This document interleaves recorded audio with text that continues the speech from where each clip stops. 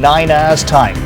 It's going to be tight, says Tony Blair, as he crosses the country in a last dash for votes. We can still win, says Michael Howard. He urges Britain to vote for a change. And for the Lib Dems, we're positive and on the rise, promises Charles Kennedy. Also tonight, 7 years after the Omagh bomb, a man is set to be charged with murder. Freed but not cleared, the teacher who hit back at Yobs. And they're still talking about it. Was it or wasn't it the goal that put Liverpool in the final? And heartache for PSV because AC Milan will be Liverpool's opponents.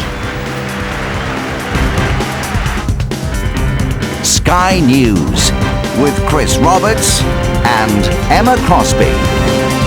Very good evening and welcome to Sky News at 10. Well, the campaigning is finished. It's now over to you. The polls open at 7 in the morning. Yes, the party leader spent the day rallying support in marginal constituencies. Tony Blair talked of a tough and tight battle. Michael Howard predicted a Conservative victory despite the opinion polls. And Charles Kennedy said the Liberal Democrats have got Labour rattled.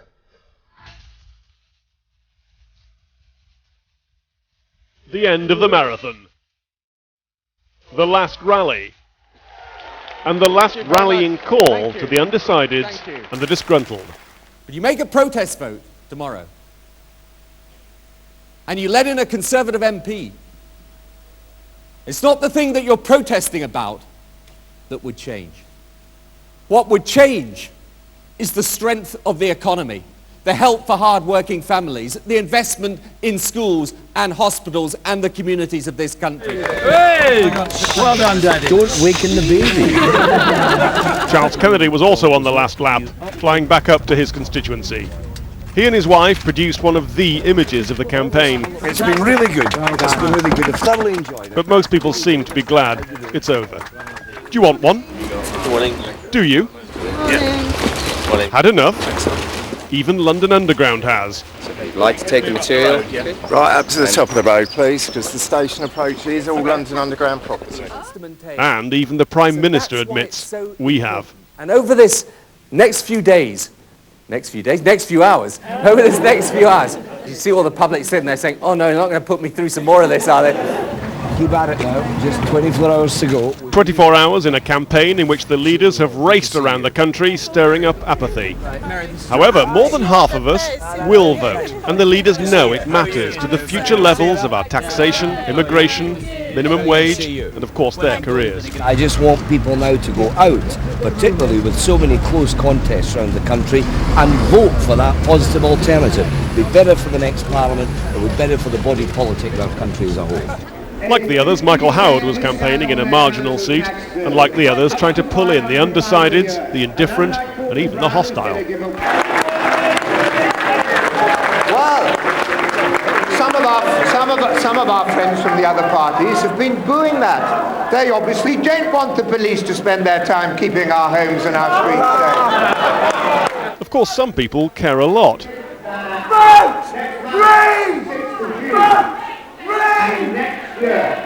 Some perhaps too much. Which party ends up in power here now depends on the tactical and protest votes. If Iraq is a big issue or not, it depends on the turnout, the weather. Traditionally, the Tory vote holds up better if it rains. Millions of us have already voted. These are postal ballots being checked. Soon, millions more will be walking to the polling stations, making their mark on our electoral system. And Thursday night, the fate of the candidates will be unsealed. Tim Marshall, Sky News. Well, there's been a flurry of new polls tonight. An NOP poll for the Independent puts Labour on 36%, 3 points ahead of the Conservatives, and the Lib Dems are on 23%.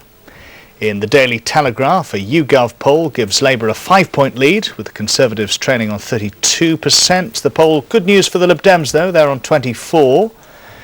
A Populous survey for the Times puts Labour on 38%. That's a comfortable 6-point lead over the Tories. And that margin is repeated in an ICM Guardian poll, also shows the Lib Dems on 22%. Sky's political editor Adam Bolton joins us now live from Westminster. Very good evening to you, Adam. If you believe those polls, it's all over bar the counting, but I suppose strange things happen on election day. Well, yes, indeed. We certainly shouldn't take those opinion polls as a straight read over into what the voters are going to do tomorrow, for the very obvious reason that the voters have yet to do it. Nonetheless, every opinion poll throughout this Parliament, every opinion poll during this campaign over the last 4 weeks has shown a Labour lead, the Conservatives in second place and the Liberal Democrats in third. And it would really be a statistical anomaly if that result wasn't repeated tomorrow. That's why Labour have been so concerned today to concentrate on turnout. But, and this is the important but, the one fact that all those opinion polls show is Labour is not going to do as well tomorrow as it did in 2001 or in 1997. Its majority is going to be reduced. And really the question based on those opinion polls is how far its majority is reduced. And bearing in mind that Tony Blair is used to winning landslide victories, if he doesn't repeat that, at least to a certain extent tomorrow, most people reckon he will be severely weakened and could indeed be out of office within a year, possibly handing over most likely to Gordon Brown. Well, just cast your mind back over the past few weeks. Who can we objectively say had a good campaign and a bad campaign? I think the Liberal Democrats undoubtedly had an issue, their opposition to the war in Iraq. They have milked that, and what we've seen in the opinion polls again is that their level of support has moved up from below 20% to comfortably past 20%, and that gives them a considerable cause for optimism. So they have had a good campaign, albeit that Charles Kennedy as a potential leader has failed to convince the voters, and he of course had that meltdown at his own manifesto launch when he was unable to articulate his party's own economic policy. The Conservatives have apparently drooped during this campaign, that the issues which they've raised on promising tax cuts, on immigration, on indeed the personality of Michael Howard, do not seem to have inspired the voters. So while they've had a perfectly competent campaign, apparently one brought off the peg really from Australia in the personage of Linton Crosby, it can't be said, unless they pull off a shock result tomorrow, that things seem to be going in their direction.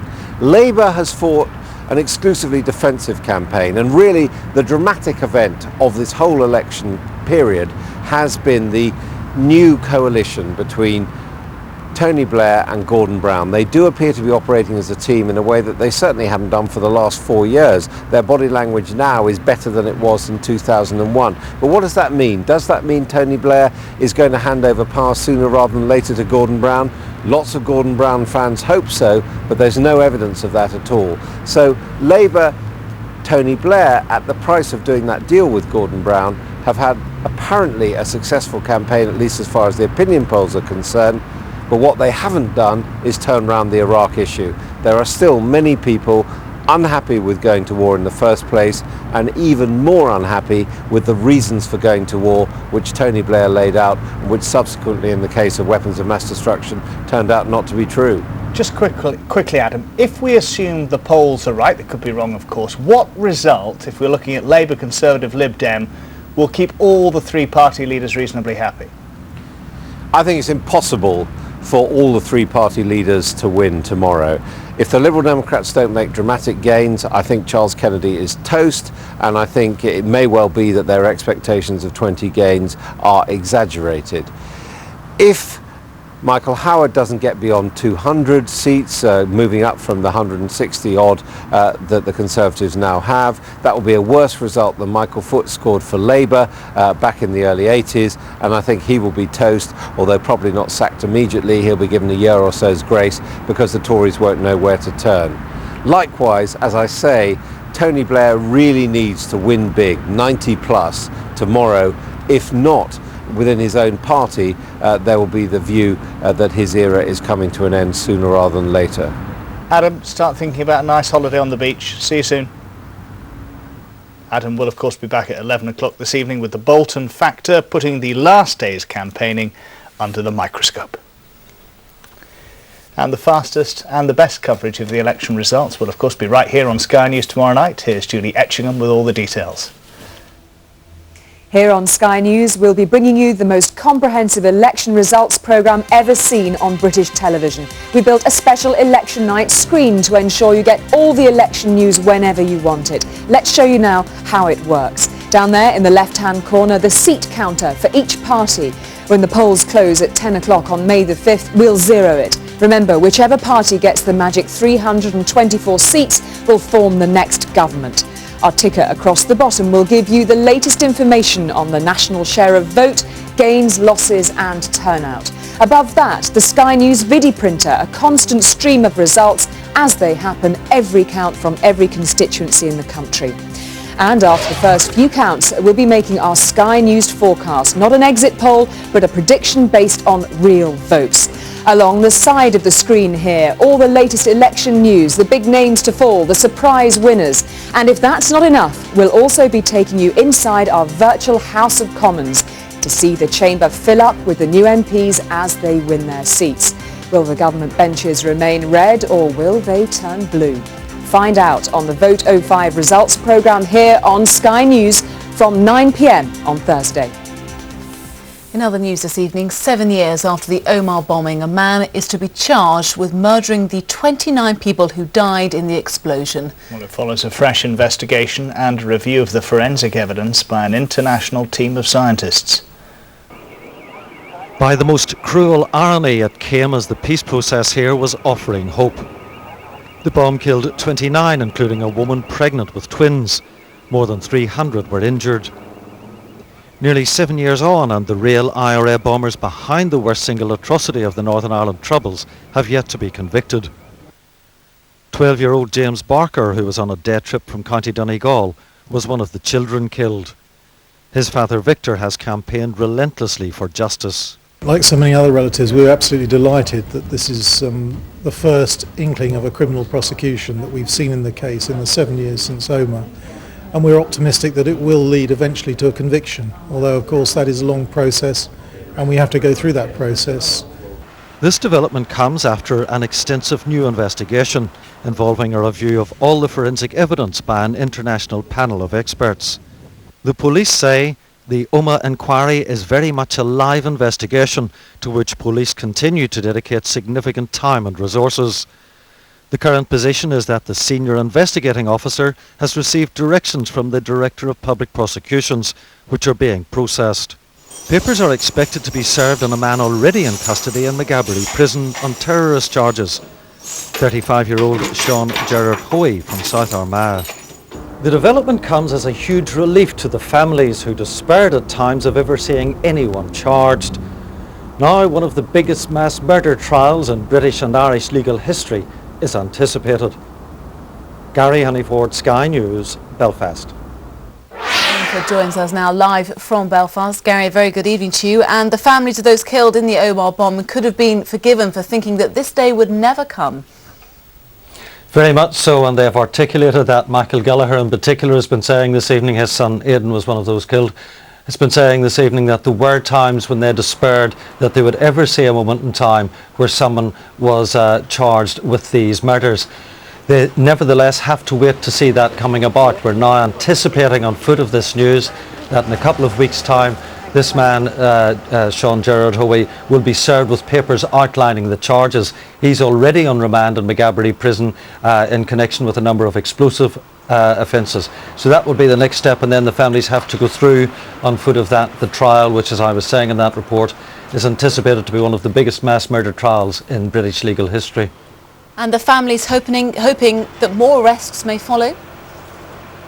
Very much so. They want to see all of those responsible for this bombing, the entire gang, those who planned it and those who executed it, brought to justice. It's been a terribly, terribly difficult course for them. 7 years, as Victor Barker said in that report, and it's been partly controversially. In 2002, the police ombudsman here, Nuala O'Lone, was heavily critical of the initial RUC investigation. This new investigation was then put in place, and it seems that has been directed principally in the direction of forensic evidence using international experts, and on foot of that we now have this news that we're expecting a charge. Gary, for now, thank you very much. A teacher who was jailed for firing an air pistol during a confrontation with a gang of youths has been set free by the Court of Appeal. The release of Linda Walker follows a campaign on her behalf involving politicians, newspapers, friends and family. Teacher Linda Walker and her family won wide public sympathy when she was sent to jail. Now it was the turn of the judges. They freed her only 5 weeks into her 6-month sentence. I want to thank everybody who's supported me and my family through this ordeal. A special thanks to the Free Linda campaigners, everyone who's written to me, sent cards, wrote in the papers, spoke on the television, on the internet, on the radio. I'm just sorry I can't answer everybody, but thank you to everybody. At her home, Mrs. Walker had been harassed by vandals and burglars. One night she snapped and decided to confront local youths. But first she warned police what she was about to do. Right, fair enough. You're going to be arrested. And I've got a pistol and I've got an air rifle and I'm going to shoot her. You have to pull out the car because you've made a threat with a firearm, which is a fairly serious offence. Over there now and I'm going to do it. Right, that's an arrestable offence. Goodbye. Mrs. Walker was jailed after firing at least 2 pellets near the feet of the youths. The appeal judges told her she couldn't argue about her convictions and that most gun crimes were punished rightly by long prison sentences. She could have got 10 years, but there were exceptions, they said, and she was one. The judges said she was a middle-aged mother of good character who had been under pressure at work and home. There was no useful public interest to serve in keeping her in prison. Martin Brunt, Sky News at the Appeal Court. IBM, once the world's biggest computer firm, is to shed thousands of jobs in a worldwide shake-up. Up to 13,000 jobs will go, mostly in Europe, in an operation that's expected to boost global profits within a year. Managers say they want to concentrate on more profitable customers and countries. The military judge trying a woman soldier for abusing Iraqi prisoners has declared a mistrial. Lindy England, who was photographed pointing at naked prisoners and dragging one of them by a dog lead, has admitted 7 charges. But a military judge says the evidence undermines a plea bargain that she's made with prosecutors. Security forces in Pakistan have arrested one of Osama bin Laden's senior lieutenants, that's according to intelligence sources. Abu Faraj Faj al-Libi is believed to be third in command of Al-Qaeda. He's suspected of plotting 2 assassination attempts against Pakistan's president. Well, some breaking news just coming into us now. We're hearing that the body of the second of the 2 missing US pilots has been found in Iraq following the crash of 2 fighter jets on Monday. That's been given to us by the AFP news agency. Meanwhile, it's been another day of bloodshed in Iraq that has cost the lives of 59 people. Iraq's fledgling security forces have been the target. A bomb in Baghdad tonight has killed 9 Iraqi soldiers. And earlier, another suicide bombing in the Kurdish city of Arbil killed 50 people outside a police recruiting centre. In a country riven by violence, this was the deadliest attack carried out at the hands of the insurgency for the last 2 months. And once again, the target of the bombers were those Iraqis applying for jobs with the new government's fledgling police force. Several hundred men had been queuing for work outside a public building in Erbil in the Kurdish north when the suicide bomber detonated his device. The US military said dozens of people had been killed and more than 100 injured in the powerful blasts. Local hospitals were placed on emergency footing as they struggled to cope with the casualties. Throughout the week, militants have stepped up their attacks across Iraq, targeting convoys of US and Iraqi troops. Today's blast came only hours after Iraq's new Shia-dominated government was sworn in. The new Prime Minister, Ibrahim al-Jafari, reminded his people of the huge challenges they faced and pledged to widows and orphans that their sacrifice will not have gone in vain. The US military says morale is low among the insurgents and their popularity is on the wane. But today's huge death toll once again demonstrates the militants' ability to carry out these sort of high-profile attacks at a time and place of their choosing. Peter Sharp, Sky News. The prosecution has called their final witness in their case against Michael Jackson. The singer faces sex abuse charges in his trial in California. Well, in the last few hours, a former Jackson aide has been telling jurors of the panic the Jackson camp was thrown into after the airing of Martin Bashir's television documentary. Sky's Jane Secker is live for us now in Santa Maria. Hello there, Jane. The last prosecution card in its hand. The prosecution, I can tell you, in the last few moments has just rested its case. We've now got around half an hour's worth of court still to go, around 20 minutes. We think that's just going to be tied up with housekeeping. I have to say that the last witness, Rudy Provencio, wasn't a strong witness for the prosecution. Legal analysts here seem to be pretty agreed on that. He did back up a couple of points that Janet Arvizo said.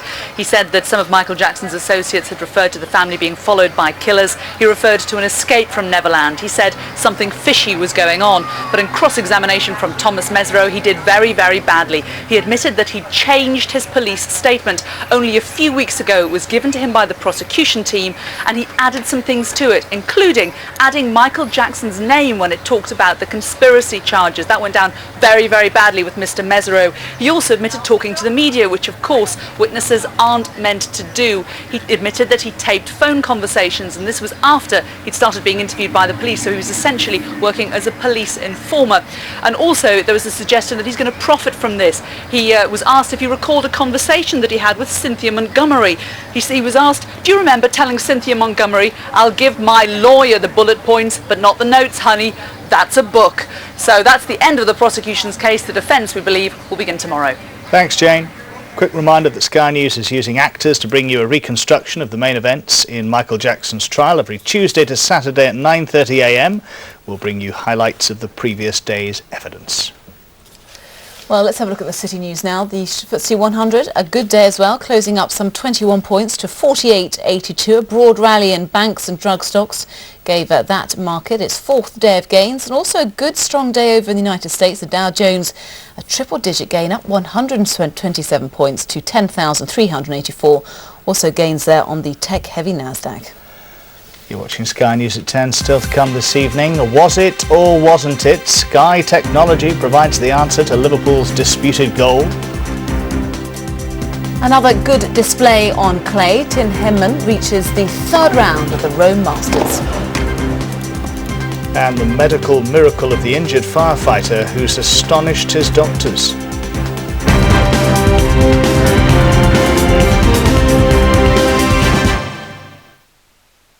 On election night, Sky News is starting a revolution in political coverage.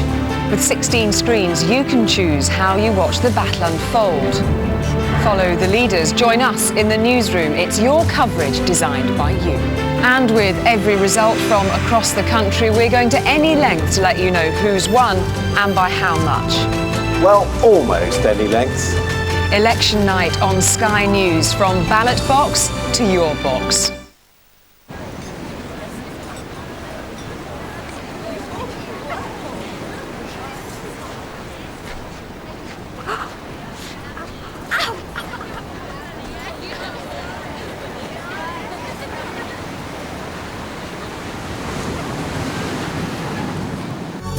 Hi.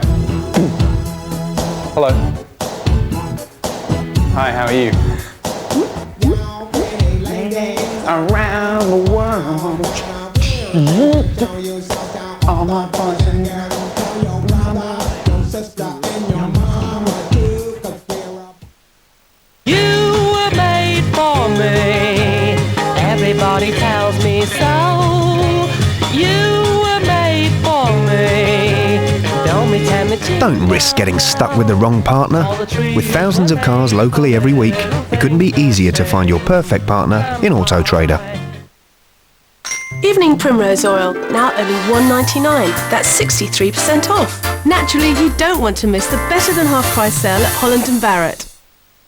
Do you still wash your pots and pans by hand?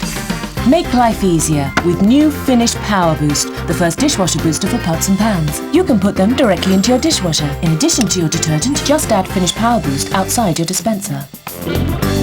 Look how it gets to work immediately. The powerful formula of new Finish Power Boost ensures that even tough stains are easily removed, leaving your pots and pans brilliantly clean. Forget the washing up with new Finish Power Boost. Never underestimate the capacity of small things.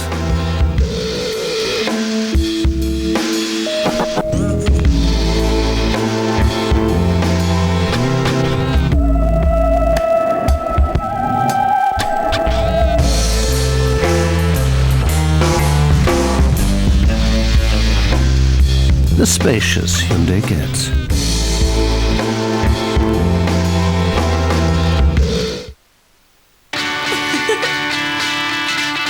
Veet's new Razira bladeless kit is like shaving without a blade.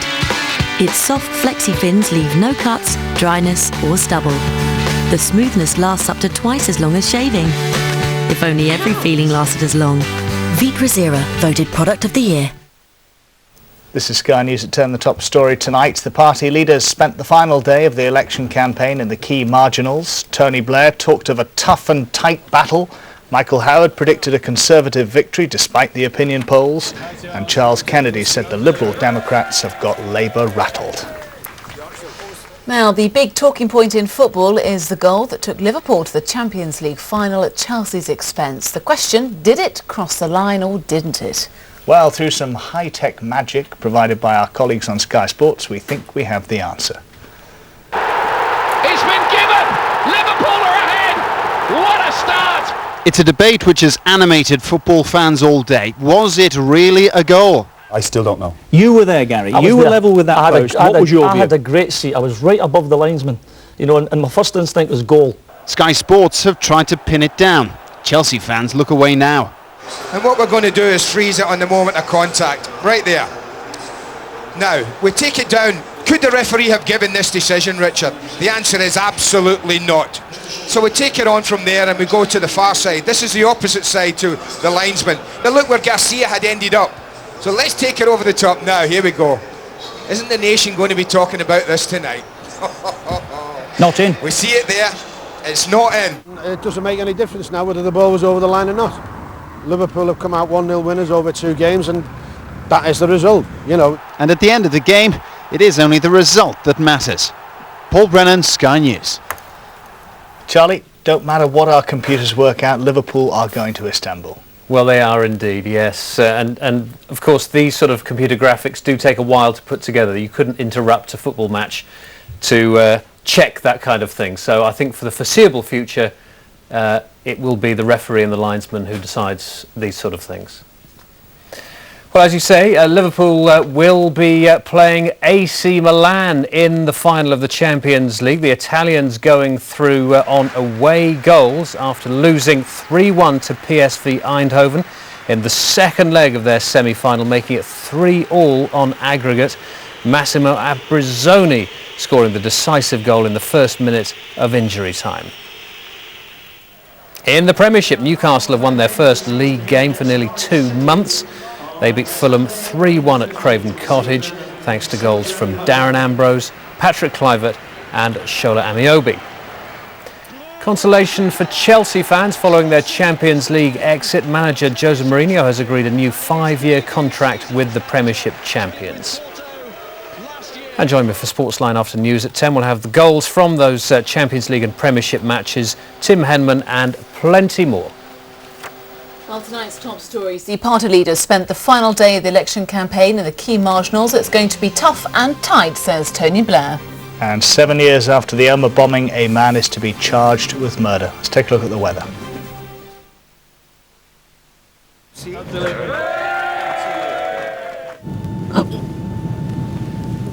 You just missed a patch of autostratus. Thompson.co.uk for flights. Bit chaos.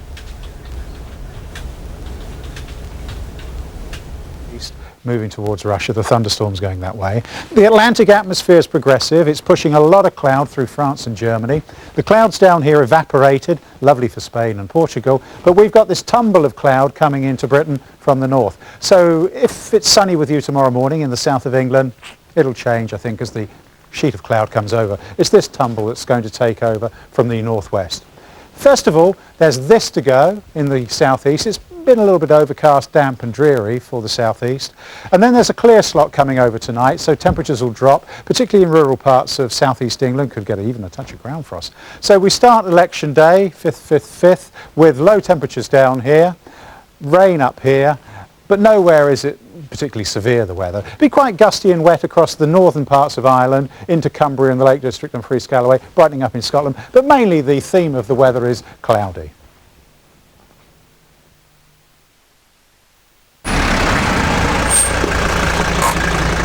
don't want to go. I won't know anybody. You'll be fine.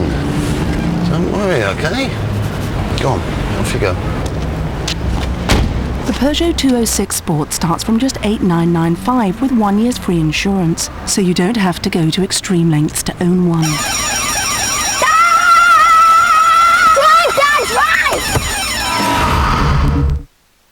Is this the help desk? Yes, sir. I need help with this. What is it? It's my invention. What's wrong with it? Nothing. So what's the problem? Everyone's going to want one. I see. My company's small. This is huge. You need to grow fast. Exactly. Can I see it? Have a look. Whoa.